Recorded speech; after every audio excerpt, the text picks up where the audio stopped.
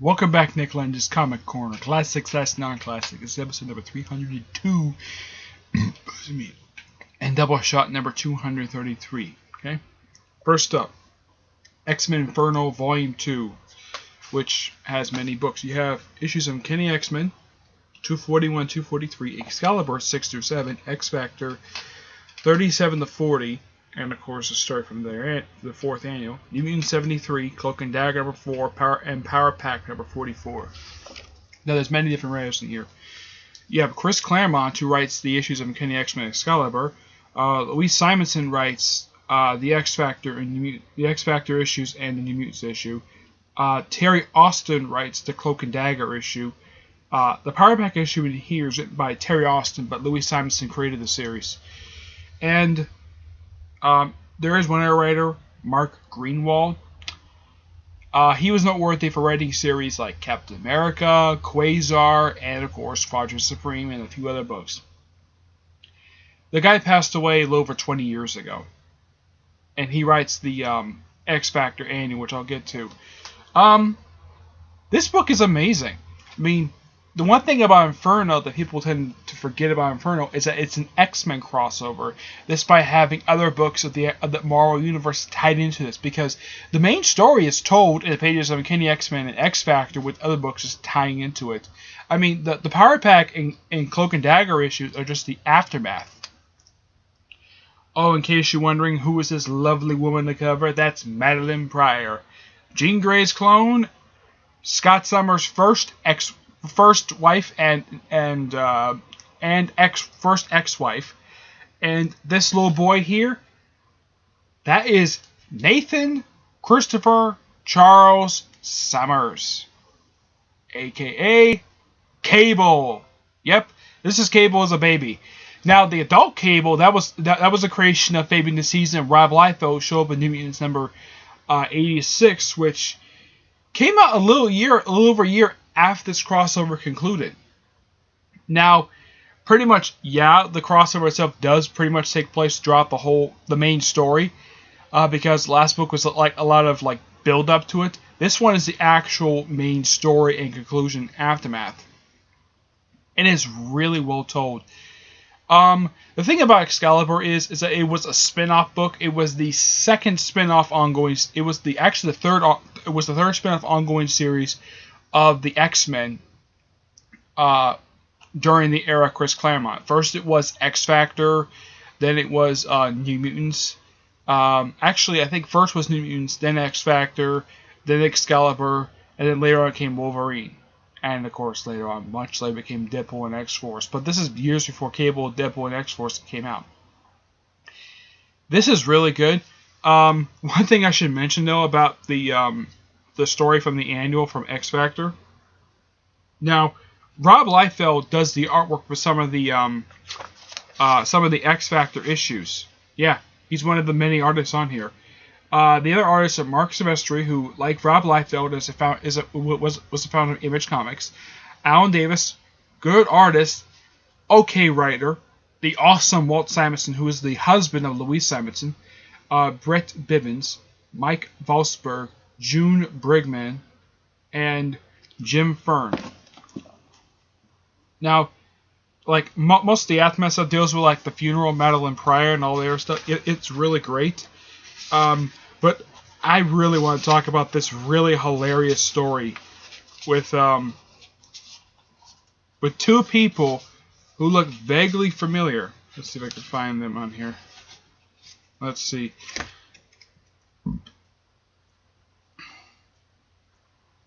Now, this is from the Power Pack that just deals with aftermath stuff. Now, the Power Pack series lasted for another like 16 issues before the series was canceled. Cloak and Dagger lasted for another 15 issues before that series got canceled again. New Mutants, 27 issues. X-Factor didn't get canceled. Which one for now? One thing I should mention, though, that despite the fact that the annual is a tie-in to Atlantis Attacks, the story has nothing to do with it at all. It's an aftermath story. And it's two FBI agents. And those of you who've seen the Blues Brothers, don't these two guys look very familiar? Yeah. It's Jake and I'm trying to remember what the other one's name is. I think his name is like Jake. Well, it's the Blues Brothers. Yeah. So what they did is they took the characters that were played by the late John Belushi and Dan Aykroyd and made them characters in the Marvel Universe, except that they're FBI agents and they're just investigating the aftermath of Inferno. I mean, these guys, they go to the Daily Bugle first, and they run into Gilgamesh, who was a supporting character recently in the series Hercules by Dan Abbott. And he talks about what happened during it. And then they talk to XFactor. They talk to him for a bit. It's a really funny story. It's only just, let's see, I think it's only just, let's see here. It's only like 1, 2, 3, 4, 5, 6, 7, 8, 9, 10. It's only 12 pages, but it's a really funny story about these two FBI agents who, I don't know if these two guys ever seen again. And apparently, yeah, it was confirmed by a Daily Bugle that everything that happened in Inferno was a mass hallucination. Yeah. That is how it gets explained in other books, that despite the fact the heroes of Marvel Universe remember Inferno, the rest of the public do not remember it at all. They think it was mass hallucination. Probably just not to panic the public, but this was, of course, really, really good. I get this book a 9 out of 10. It's awesome. I highly recommend it. Also get the first book in the prelude. Next up, Legion of Superheroes, Archive Edition, Volume 1. And some of you are probably wondering, who the heck is a Legion of Superheroes? They're superheroes in the future. And who are these characters with what looks like Superman? That's actually Superboy. Well, mainly Superboy interacted with Legion of Superheroes during the Silver and Bronze Age of comics. Now, who are people with them? This is Cosmic Boy. That's really his name, despite the fact the guy is probably now in his 30s. He's still called that. The woman next to him, next to this is technically look like Superman. That's Saturn Girl. And this, well, at the time, he was called Lightning Boy, later renamed to Lightning Lad. And the first issue in here is their debut appearance. Now, here's something interesting, though, about the Legion of Superheroes. Their debut appearance, despite slightly altered, to this day, is canon. Yes, it is canon. Now, this is the pre-Zero Hour version. Now, why do I say pre-Zero Hour version? Because there's been 3 of them pop up over the years. This is the original one. The second one popped up in the mid-90s after events of Across the Known as 0 Hour. And the third one popped up in I think it was like around the mid-2000s. Luckily enough that all the stuff related to that was they reversed. And those 3 legions did eventually meet in the in an awesome mini-series known as Final Crisis Legion of 3 Worlds, where all 3 different legions actually met. And the writer of that book was Jeff Johns. Now, this book has nothing to do with Jeff Johns, because Jeff Johns was not even around when these books were published. I think he might have been maybe a baby, or maybe he wasn't born yet. But the stories collected in this particular archive book is stories from Adventure Comics 247, 267, 282, 290, 293, 305. Action Comics 267, 276, 287, 289, Superboy 86, 89, 98, Superman 47, and of course Superman number 4. Those various stories, but this one in the smaller book. Now, I should point out that the cover for their first appearance is in here. Thank you, DC Comics, for putting it in here. Now, somebody wondering, what the heck does the cover for the first appearance look like? This cover. Now, if you look it up, this is the cover of the first appearance of Legion of Superheroes. This cover has been spoofed a few times over the years. One of the most recent version I could think of was one that came out 7 years ago for Adventure Comics Volume 2, Number 0. They actually spoofed this very cover. Yep. And the covers are very Silver Age-esque, doing very much Silver Age things. Here's this is the cover to Adventure Comics 267, 290, 293, 300. Yeah, that's 300 issue of Adventure Comics. 302, and that's it. Now, one thing that does happen in here, in this particular trade, is that this Legionnaire, Lightning, well, at the time, Lightning Boy, he dies. And he stays dead for several years before the writer of these books brings back. I'm not sure who's the writer of these books. Let's see. I have to look up in here. And yes, Cosmic Boy does wear a space helmet when he first shows up. Let's see here. Paul Levitz is the guy noteworthy for writing the characters on up since the late 70s. But these stories came out from 1958 to 1962. Yep. Let's see here. The cover, this is done by the late Kurt Swan. He passed away just, I think it was just late last year he passed away. Yeah, he passed away. Let's see here. I can't honestly find out who actually wrote these issues because it's not printed here at all. Let's see. Yeah, there's no writer credit in here. Let me look it up here. I have Wikipedia up. They could probably tell me who wrote these issues for Relatives.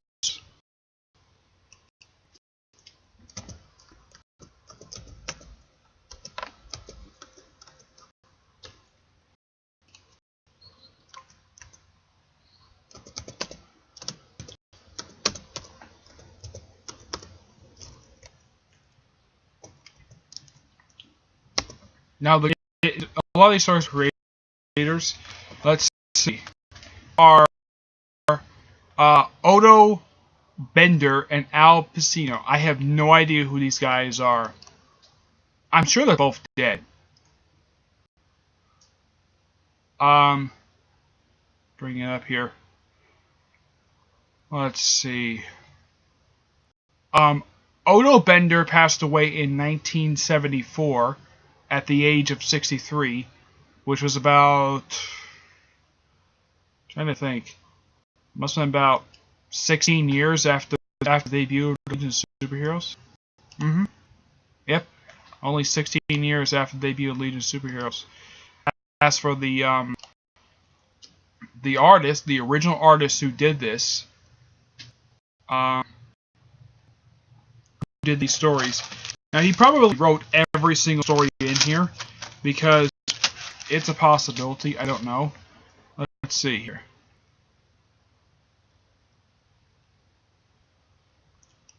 Yeah, Al Pacino is the artist who first drew the Legion of Superheroes back in April.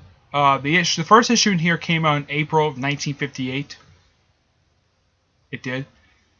Let's see if when it comes up here.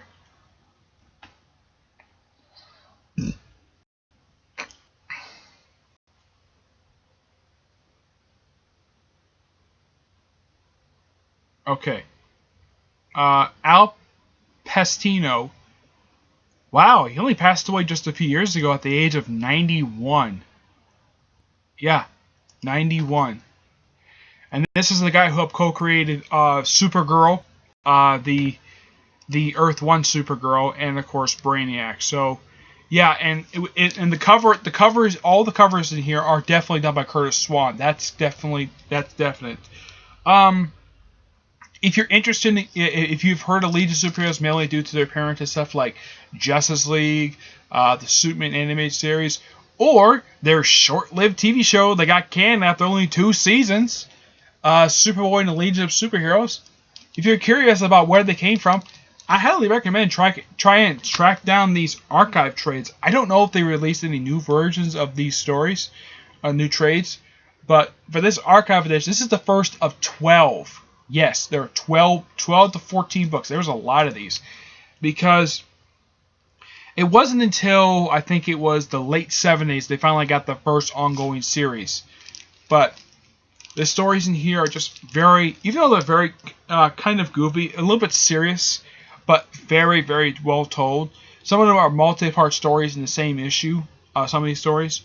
But one thing I should also mention, though, Adventure Comics was noteworthy for not only the starting of Legion of Superheroes, but also a book where the Legion of Superheroes stayed in the book for a long time before they moved over to Action Comics by swiping features with Supergirl. And then eventually later on they got moved over to Superboy, and then the book became Superboy and Legion of Superheroes, and then that ended and it became simply Legion of Superheroes. Excuse me, but this is still good. Now there are other writers besides Paul Levitz who I give this one a 10 out of 10. This is awesome. There's been a few different writers who've written the Legion of Superheroes over the years. People like besides Paul Levitz, Keith Giffen has written Legion of Superheroes. So was the awesome Mark Waid. He's written them too. There's been a few of them, but those three are the ones I could think of. Yeah, when it comes to Legion of Superheroes. So I highly recommend tracking these trades out. Now this trade here is old. Yeah, this trade here, this trade is like falling apart. Look at this. The cover is coming off. This trade was only released. Let's see, 25 years ago. I mean, the pages are still good condition, but the cover itself is coming off. But the stories in here are still very good, and one good condition too. All right, so that's it for this episode. Stay tuned for the next episode, which is episode 303 and Doubleshot number 234. Okay, till then, see you there. Bye.